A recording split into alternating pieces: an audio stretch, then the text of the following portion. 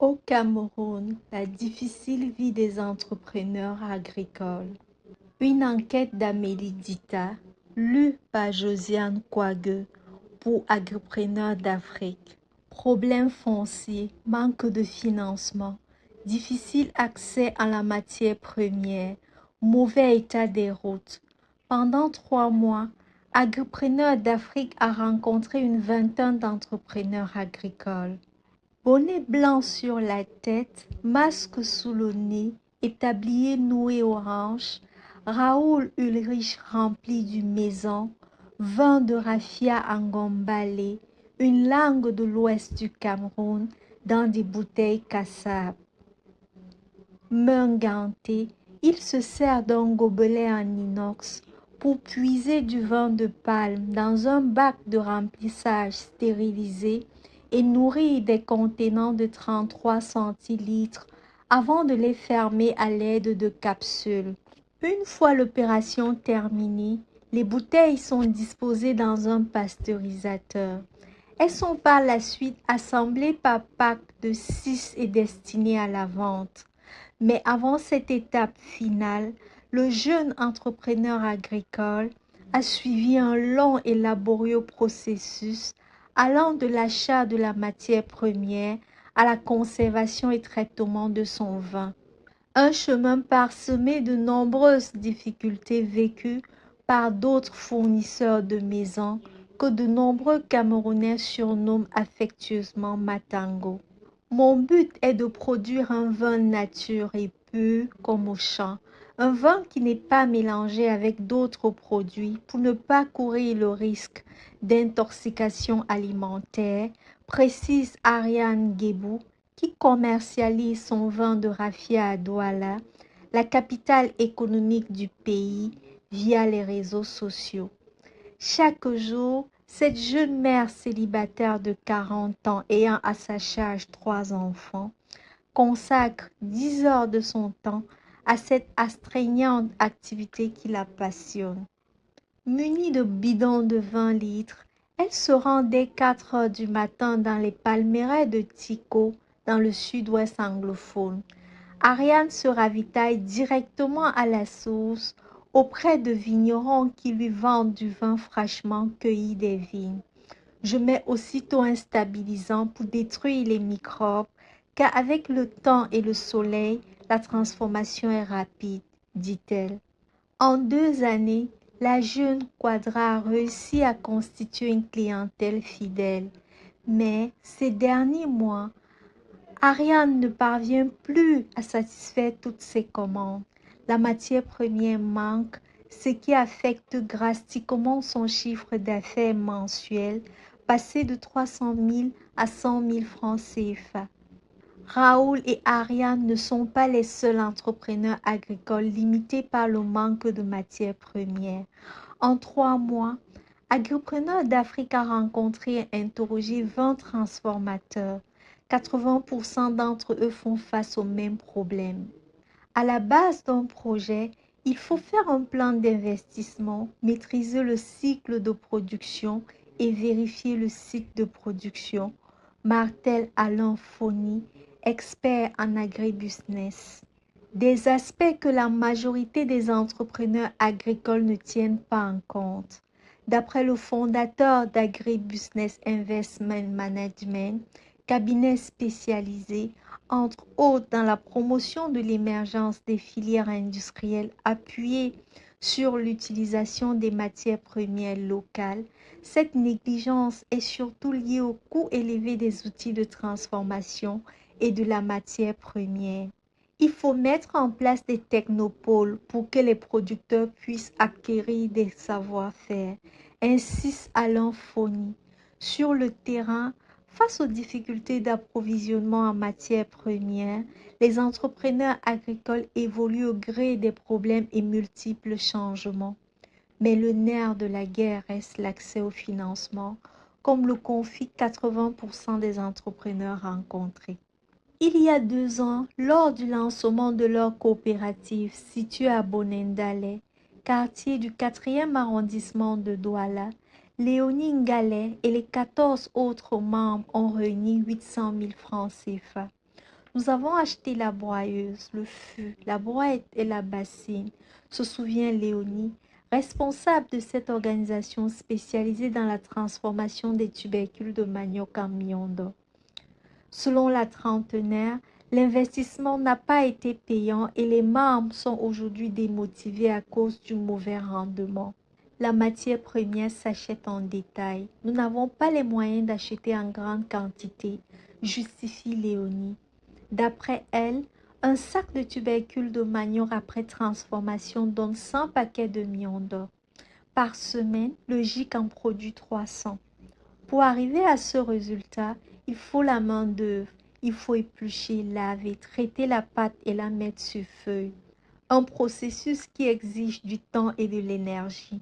La demande étant grande, le GIC souhaite créer une unité de transformation pour avoir plus de rendement. Nous n'avons pas les moyens. Nous avons besoin de financement, mais c'est très difficile d'y avoir accès. Personne ne nous oriente, déclare Léonie. Marie-Thérèse Econ, productrice de piments liquides basée à Edea dans la Sanaga maritime, fait face au même problème. Nous payons les frais exigés pour être membre des petites et moyennes entreprises afin de bénéficier des financements, mais nous ne recevons aucune information, regrette-t-elle. La cinquantenaire ne parvient plus à produire par manque d'outillage. Les emballages conformes coûtent cher. On nous exige le verre et non le plastique car il est chimique.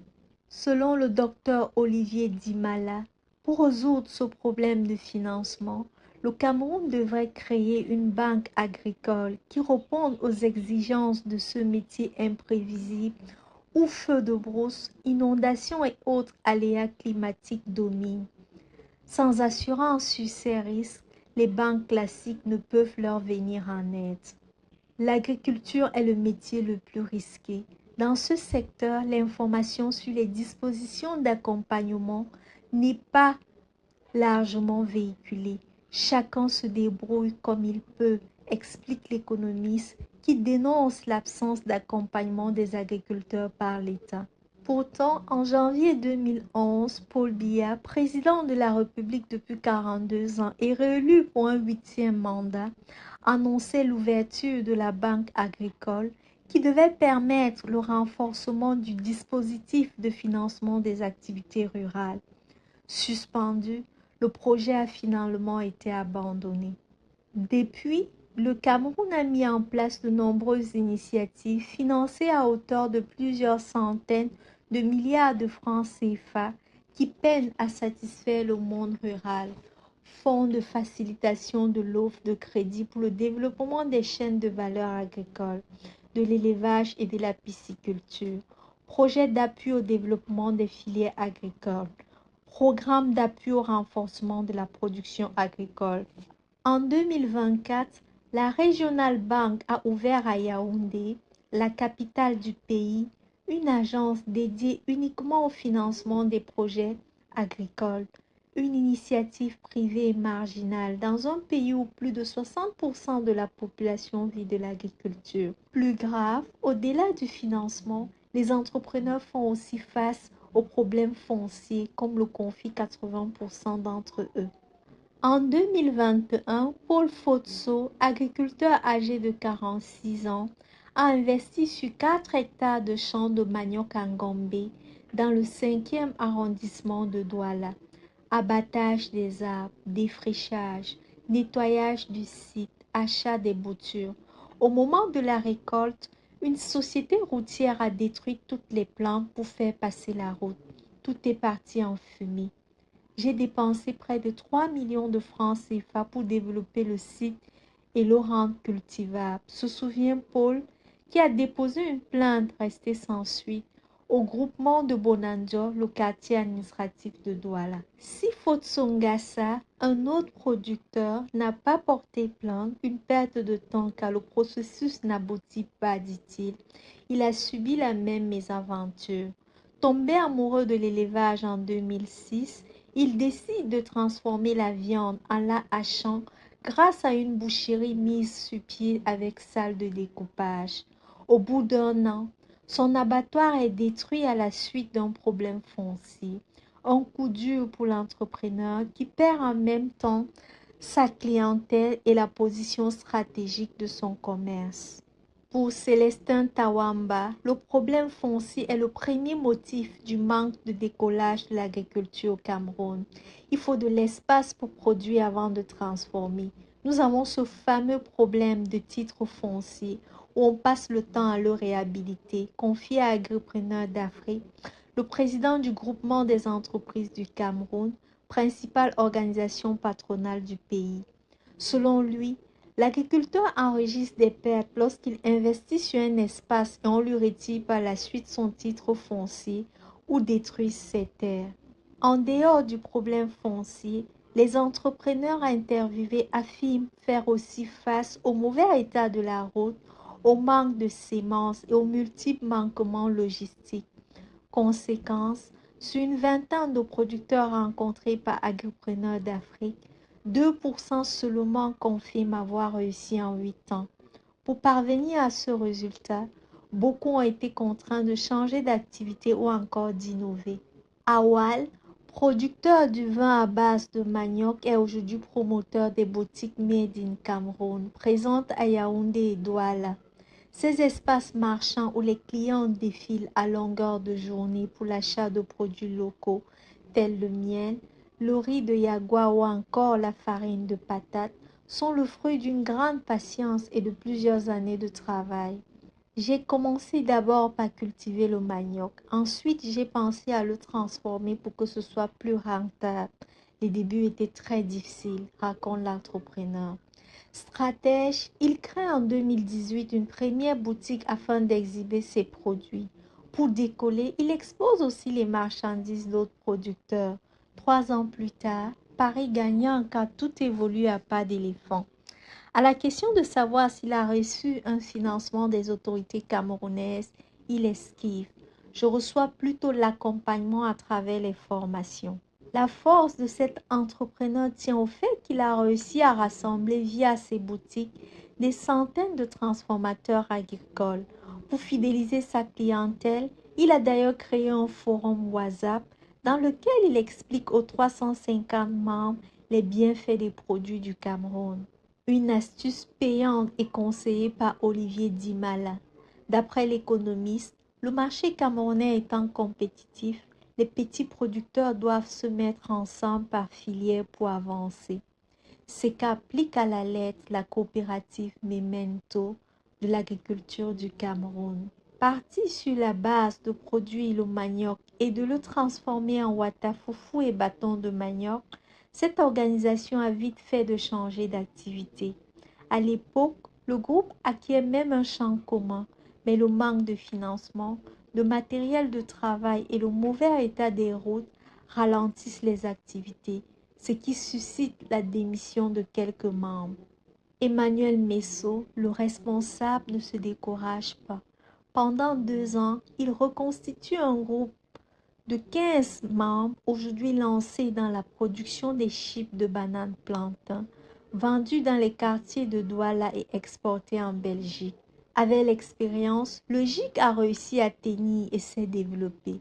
La coopérative a acquis un champ, passant ainsi de 5 hectares en 2022 à 12 en 2024, situé à Moisson, petite localité logée dans l'arrondissement de Mandio, où poussent des régimes de bananes plantain qui sont coupées et transportées à Douala, le lieu de transformation où sous un hangar, Emmanuel Messot supervise les opérations.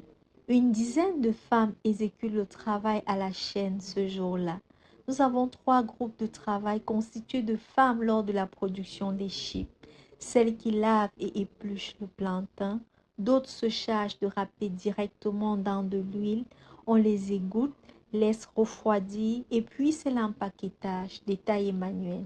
D'après le responsable, la coopérative est aujourd'hui incapable de satisfaire la demande.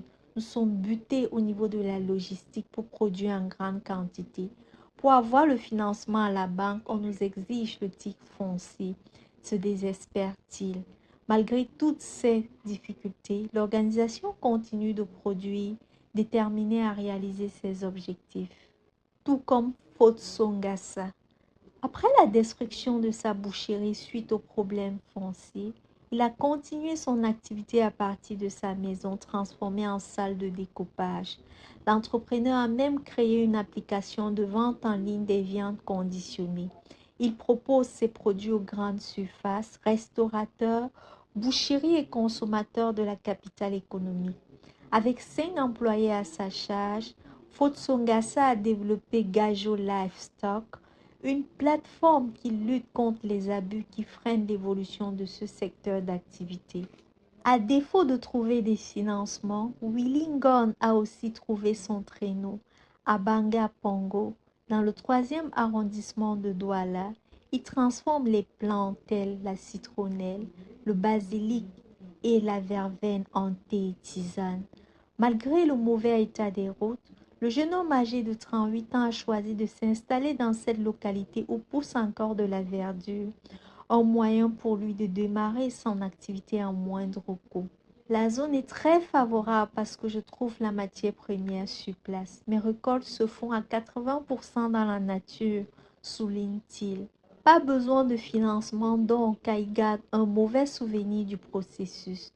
Le plus souvent, quand le financement d'un projet ne vient pas de vous, il ne vous appartient plus. On vous exige les étapes de votre projet et à la fin, on vous le vole et vous ne recevez pas de financement, dénonce-t-il avec Anne. Pour compenser cette difficulté d'obtention de fonds, Willingham utilise les plantes de saison pour ne pas être en rupture de produits. Le trentenaire réalise ainsi un chiffre d'affaires de 150 000 francs CFA. Pour parvenir à ce résultat, il utilise des astuces personnelles. Je suis vendeur itinérant. J'essaye de convaincre pour gagner la confiance des clients. Mais Willingham n'est pas au bout de ses souffrances. Sa principale difficulté reste l'accès aux semences, une situation qui l'empêche d'être autonome et de mettre ainsi en pratique ses connaissances acquises auprès de formateurs chinois. En effet, formé par des spécialistes de l'empire du milieu, le jeune entrepreneur crée des formules personnelles et transforme ses plantes de façon artisanale. Malheureusement, le gouvernement ne fait aucun effort pour améliorer la banque des semences dans toutes les cultures. Il faut investir dans les semences afin que les produits importés ne nous damnent pas le pion, plaide-t-il. Pour Célestin Tawamba, il faut revaloriser le secteur agricole. L'agriculteur n'a pas de statut, il n'est pas respecté. Nous devons revoir comment les agriculteurs peuvent avoir les financements pour leur activité, conclut le président du groupement des entreprises du Cameroun. En attendant, les entrepreneurs se débrouillent comme ils peuvent. Une enquête d'Amélie Dita, lue par Josiane Kouague pour Agripreneurs d'Afrique.